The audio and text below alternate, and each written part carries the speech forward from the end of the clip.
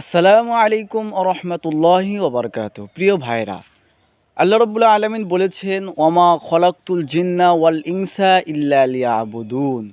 আমি মানুষ জাতি এবং জিন জাতিকে সৃষ্টি করেছি একমাত্র আমার ইবাদত করার জন্য।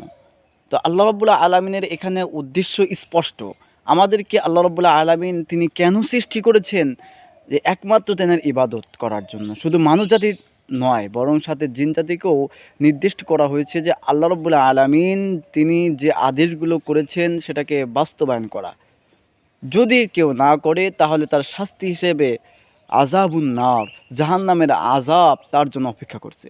তো সেই জন্য আমরা আল্লাহর উদ্দেশ্যকে সামনে রেখে আমাদের জীবনের তাগিদে জীবিকা নির্বাহের কারণে আমরা দুনিয়ার বুকে যত যাই করি না কেন ওটা সাময়িক।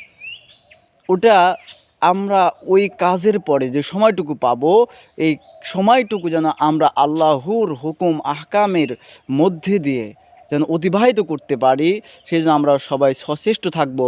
ওমা তাওফিকি ইল্লা বিল্লাহ।